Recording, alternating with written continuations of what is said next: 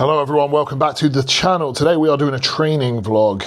So I'm going to be running through my new training split session by session from going from classic physique to open division super heavies. Woke up this morning 117 kilos, 0.4. Pretty big scale weight increase this week, and I've only had one off plan like we've been chatting about. I had the sushi, went out. I probably had only about 25, 30 rolls, to be honest. Wasn't loads because I shared like a sharing platter. Did a little bit of calorie bank for it, but obviously my body is just soaking up everything I'm giving it right now, the on-plan food, and just sleeping a lot better, and obviously reintroducing growth hormone. I will throw in my check-in photos so you can see what the current look is. 1 week post-show at 117 kilos. Bear in mind, I was on show day 111, so yeah, decent gain. I would highly predict it will very much start to slow down now. The ideal would be seeing over the next few weeks, especially through the health phase and cruise, be around that sort of 0.5 maximum a kilo. But the condition is what I'm looking for. The actual look itself, it was always going to climb in scale weight when I'm sucking down for a weight cap, haven't got growth hormone in, etc., and I'm like beating my body down. We start putting a little bit of food in, the stress comes off, my sleep's been absolutely great. I am actually using a CPAP now. So, I've slept through the night a couple nights and maybe just like 1 or 2 wake ups. So, sleep is a real key tool for, fullness, recovery. And it's gone from very shit to very good. Just the stress off my shoulders and obviously just a little bit of food coming in, drugs coming down as well. Like I'm running 300 milligram of test and 100 milligram of Primo right now, just as a cruise. Growth hormones come back in at 10 IU, so I am gonna just be feeling a lot fresher, and I am mentally and physically. Like mentally, I feel so good. I'm just on a mission. The next phase is so exciting to me, and I'm very looking forward to taking you through my training sessions now. So today is pull day. My new training split is pull, push, legs, rest, upper body, lower body, and lower body has arms in it as well. Now, why are we starting with pull? I need more back, I need more lats. Okay, so we want to start that 3-day rotation with what I want to prioritize, and that's lats. I want arms as well, so I'm hitting arms pretty much every day. I'm hitting a bit of arms.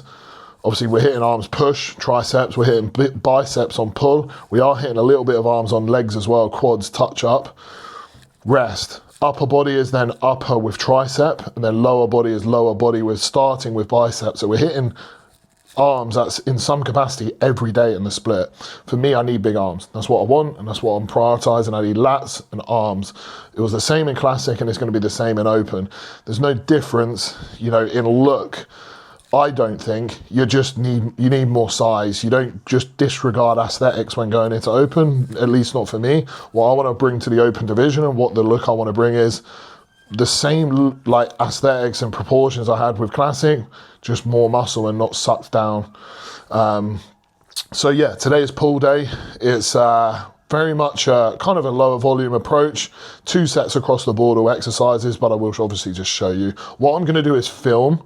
Okay, we will see how this goes. Film with my Sony camera because it's a lot better quality, and then just do a voiceover with it so I'm not having to talk in the gym. I think I'll be able to just explain cues during my actual set better rather than trying to talk with a microphone in the gym, distracting my session, and then lift, and you just got to watch me lift and grunt. I think it might be a little bit more entertaining / valuable for me to train, and whilst I'm training, me talking through what I'm doing in the set. We'll try it. So that's the plan today. I'm going to go eat now my pre-workout meal. I've taken my peptides, which are MOTS-C, okay, with 1 milligram. I'm still taking that now in the off season. Pre-workout, 60 minutes pre, only on training day. I've got 500 milligrams of L-carnitine. I've got 250 milligram of SLU, and then I'm also using by Engineer Muscle the amino swole or whatever it is, the pump formula. Pre-workout meal is going down now. I'll show you. So pre-meal going down. This is meal 3. If you want to look at my meals, if you're a new watcher, I've got 2 vlogs previous which ran through my rest day and training day meals for this off season, for this first week. We haven't changed since. The meals are still the same. So this is meal 3. which will be pre-training meal, which is 125 gram of jasmine rice, 150 gram of chicken breast, raw weight, but for both, raw and dry weight, 50 gram of veg, 100 gram of banana, which I'll mix it all in, put some cinnamon in there. I also I've reintroduced back the 0% fat Greek yogurt, which I'll put in as the sauce. If you haven't been using it or you haven't been watching my vlogs, I use 15 grams of 0% fat Greek yogurt as a sauce for all my meat meals, which works out like 8-9 calories or something. And obviously it's made up of pretty much all protein and no artificial sweeteners. I just absolutely love the flavor and the way that it makes this rice very sticky. And that's literally the only sauce I have, plus the seasoning, which is smoked paprika from Aldi. And then my allocated salt for the day, which is 6 grams of low salt, 4 grams of pink salt. That stays the same throughout the year. And then also 7 liters of water consumed per day. That's including the rice, the water that I put in my rice and cream of rice. Also, pre-prepared for later, my cream of rice, because I like to eat it cold. That's my post-workout. And then we're going to be doing a taste test of the new Conte cinnamon swirl whey as a whey drip, which I'm very excited for. So let's get it. We're going to go do pull. I'll run you through my pre-workout supplements, and then we'll get going and actually get to training for our first training vlog of the off season. It's time to train, ladies and gents. The second run at the new training split. The logbook is out. Look at that. Road to Open 2027. First week of the new training split, I pretty much just ran through the session. I didn't log. I didn't want to get carried away. And I didn't want to be like, right, let's set some big numbers. I just wanted to run through it. Still did go a bit mad, and Cooper did tell me off a couple of times, and I took the pivot press to pass failure. Well, I failed, and Jim dragged me out of it, but I was feeling strong, and I was feeling deadly, and we had a crazy set. Anyways, it's not what you should do. Now we actually set the baseline numbers, keep the quality to the absolute maximum, and, set off on this long off season, many pages to fill. I'm going to write a little diary in here as well. Like, I've got obviously a couple goals there, but I've got the date, what weight I am on the day, and I'll write some notes at the bottom of how I'm feeling in that day, and some thoughts of the session. And it'd be cool to look back on at the end of this long year of pushing. Now, time to show you the supplementation.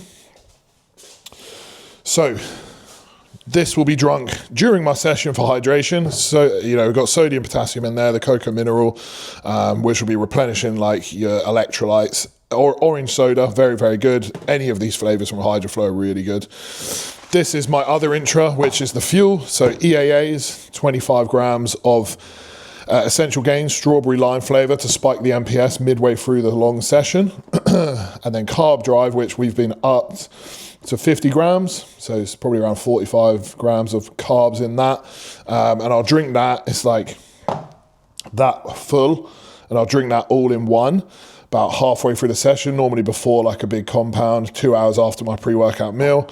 I like having the unflavored intra-workout, so it's not too heavy on the stomach with your sweeteners, but it's still not just completely unflavored because you've got the strawberry lime of the EAAs. Pre-workout, new formula of Mega Pump, just bulked out panel, better, more basically, more of everything. It's called Mega Pump Elite.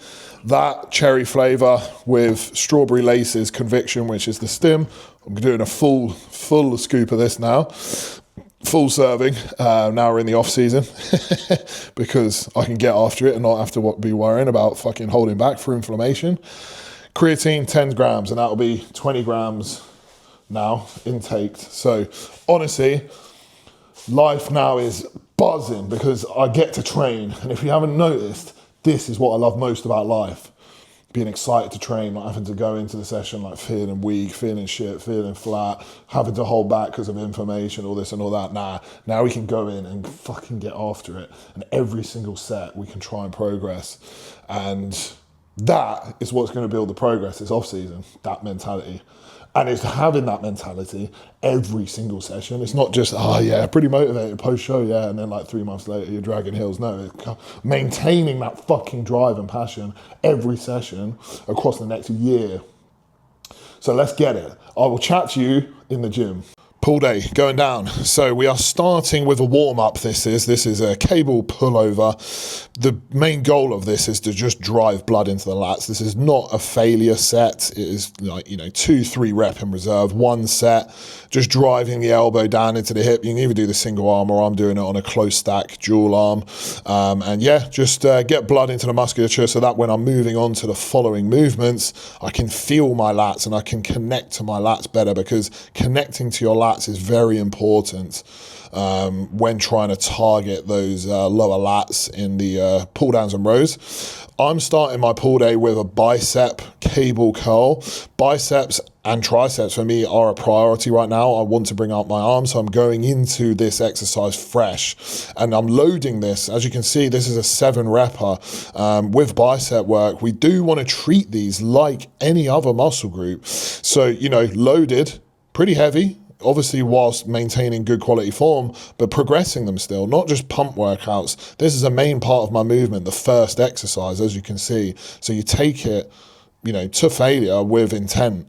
We are then moving on to the prime pull down. Goal of this is, again, lats, lower lats. So as you can see, elbow path is going down into the hip.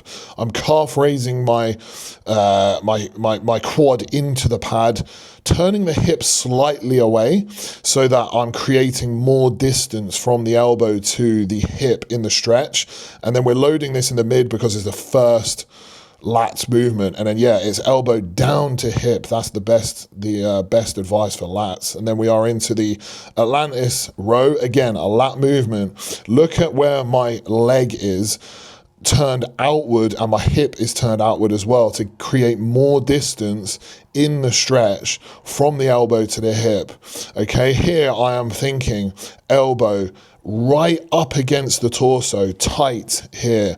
We do not want any gap from the elbow to the torso. If there is a gap and you are rowing away and outward from the body, it is upper back and rear delts coming in. We want the elbow to be as tight as possible to the torso and running down into the hip, and let it run low as you release it as well. Okay. Next we have the machine row prime, loaded very much on the top here. And then we actually do want to have on the bottom as well, but this is extremely heavy in the stretch. And for me here, the goal is to be keeping the chest on the pad, okay? Use the pad as a counter force rather than rowing away from it. So many people lean back. We want to be actually driving that chest forward into the pad as we row. Okay, this is actually a little bit heavy, to be honest. I was taking a piss there, but we tidy up here for the back offset. And we want to be fully protracting the shoulders forward in the stretch without collapsing the chest and letting those shoulders kind of roll up and forward. We want the upper back to be stretching around the back of the rib cage in the lengthened stretch position, and then just fucking drive those elbows back, that's the job done there. Amazing machine that. Now next we have the Keenan flaps, if you want to call them this. They're not quite Keenan flaps. 2025 bodybuilding be like super science based, but anyways, this is kind of trying to work that upper lat like Terry's major. That's how you pronounce it. So sitting onto the prime pull down sideways.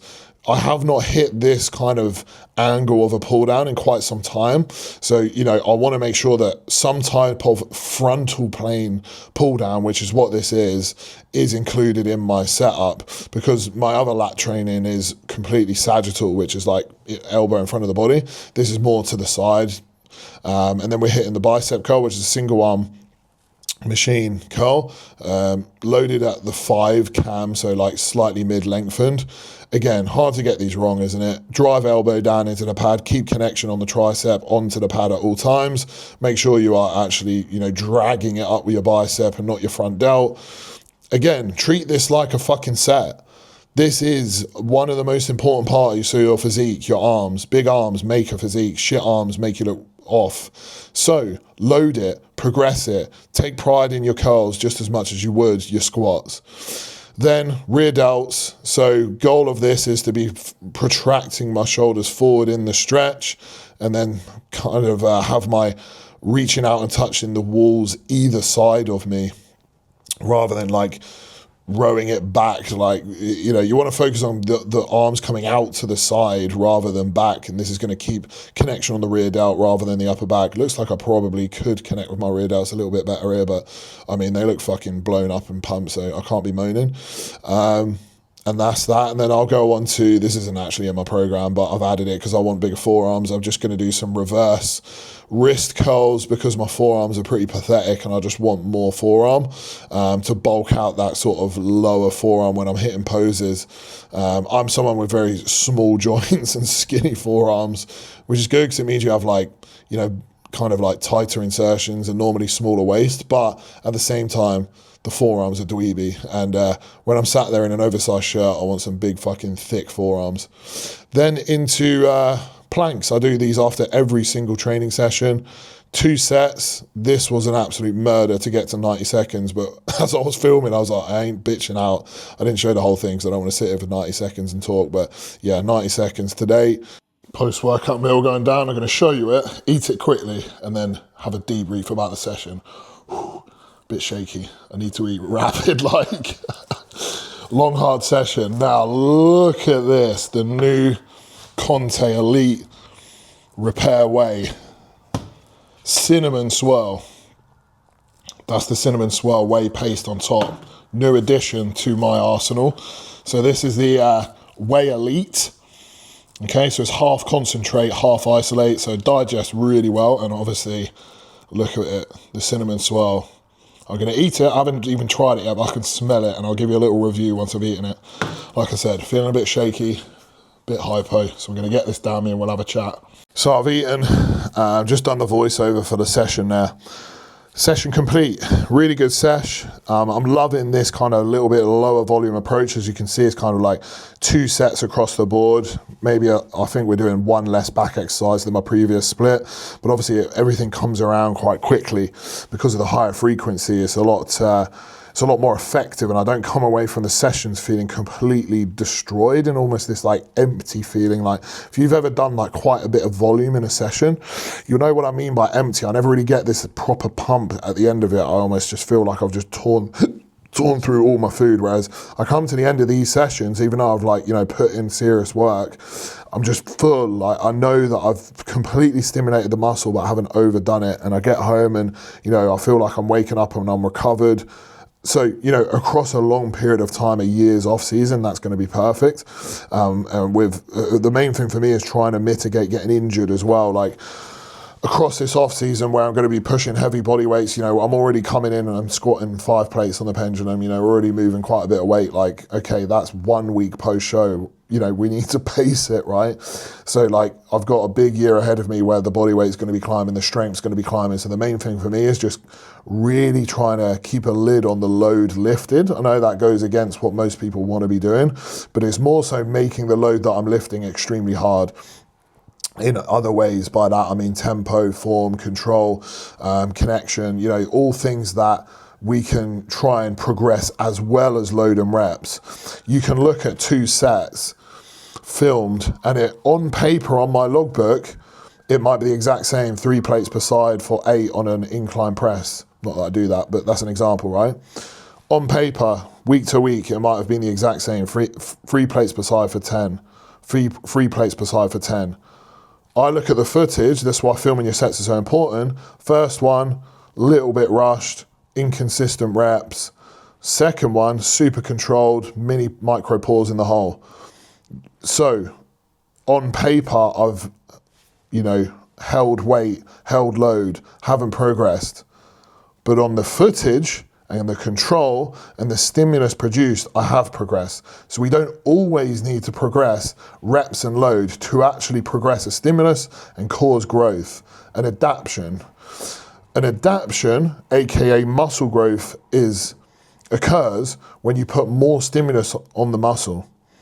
So sometimes actually even progressing a load reduces the stimulus because you have worsened the form.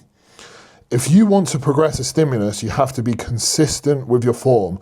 And that is why micro progressions of load are so, you know, useful. Say, for example, I'm on a 3 plates per side incline press. and I throw on, and I get my max reps that I've got on my rep range. Say I get 10 reps and my rep range is 6 to 10. And I go, right, add 10 kilos aside, right? I then try and move that weight and I reduce the amount of control that I use. I rush the reps, I bomb it into the hole, bounce it off my chest. That set is then done and I've say got 6-7 reps. But because the form is so much worse than when I had the lighter load 10 reps for 3 plates, it doesn't necessarily mean that I've actually caused an adaptation, forced an adaptation, because I might have not necessarily stimulated or caused more stress on the muscle because of how worse my form is.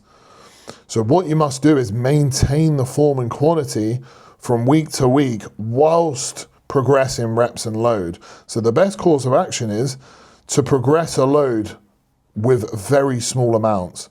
Say, for example, I get 3 plates per side on the incline press for 10.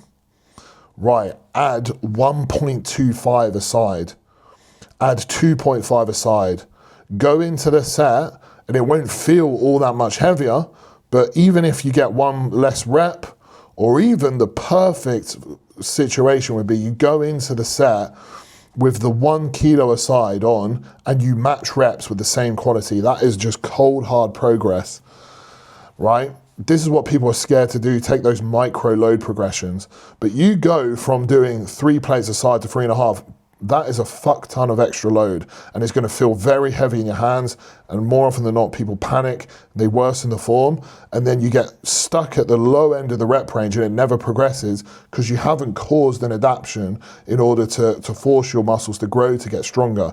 So take the patient progress. So that is my best word of advice for you guys with your lifts, especially for me right now, starting an off season. Pace it, because I am, obviously I'm in a cruise phase right now where my drugs are lower, but my body weight is coming up. My strength is going to be soaring through the roof coming off the back of, at the end of a prep, you're feeling very weak, very low energy, feeble. Going into the sessions now, I'm feeling fucking indestructible. I could very easily cause an injury now because I'm still lean, even though I feel amazing and I'm fucking aggressive again in the gym. I could easily just tear something now, so I need to be patient. And then obviously when in 5 weeks time, when the cycle comes in, the load is going to start getting a bit scary. I need to make sure that I am mitigating that load with extra control, small ways in which to manage load with, micro pauses in the hold to completely control the change of direction so there's no momentum. Pre-exhausting, so doing my leg extension and hamstring curls before my squats, which I'll go into on my leg days. But these are all little things that we are bodybuilders. We are not powerlifters. We are not focusing on how much fucking load can I lift. It is how much load can I lift with epic control. Doing a set of 3-4 reps with shit control and quality, all you're doing is improving the levers. You're just using momentum and levers to lift that load, moving a load from A to B. Sure, it might look cool, like you're shouting in the gym, you're posting on Instagram. What you want to do is make the weight, albeit we want to be lifting load and progressing load. You don't see me lifting like shitty weights, but we want to make that weight as hard as possible and keep it on the muscle as strict as possible. Because otherwise, what are we training? Our joints, our connective tissue? Why the fuck do we want to do that? The goal is to build tissue. So we can only get, where do we go? You're constantly adding load. And at the end of the day, you want to use a load that your physique represents. Use load that is actually representative of the musculature that you have. If you're 70 kilos, in clothing, doesn't really look like you lift, and you're fucking shifting more weight than open bodybuilders, you got to look and think, where do I go from here? Is this load actually, is this load representing my physique? If not, you need to go back to the drawing board and get more accurate, because there's only a certain amount that your body can tolerate. And if you're a young lad, because it's very common and it's very popular right now to just want to be moving load, get strong by any means, which is cool, right? And the mentality is there, but you got to also have the smarts to lift a heavy load for you accurately, because you're young, yeah? You're 18 to 21, for example. You want to be doing this for a decade. The best bodybuilders are the bodybuilders that can stick it through for long periods of time, uninjured, without health risks or scares or whatever. The bodybuilders that, obviously we want to push it hard, right? But the bodybuilders that do stupid shit with their health, with their body, with their lifts, and then you do your back in, you get fucking sciatica, you get your knee blown out, elbow tendonitis, then you can't train properly for 6 months. Yeah, you might have excelled with strength very quickly for a short period of time, and then you're out of the game for fucking 6 months of the year. Depressed, low mood. How important is training to us? Training, to me, is the most important thing in the world. So for me, risking fucking being put out with a back injury for 6 months is detrimental to not only my progress, but my whole entire life. So that's why we got to play it smart. And when you're young, you don't think about that. You think you're indestructible, but trust me, one wrong move, I know plenty of bodybuilders who are my age who are fucked up, done in hips, knees are blown out, back's done. I'm luckily in a position where I've learned quite early on to play it smart. You know, still lifting good loads, but we're making heavy loads look easy with good control over time. So that is my best word of advice for you. I know that was a long fucking spiel and waffle, but it's good quality information. Now, this was my first training vlog. If you enjoyed it, and if you would like more of these training vlogs, comment below, like the video so I know what you're enjoying, what you're liking, and what you want to see more of. Enjoy.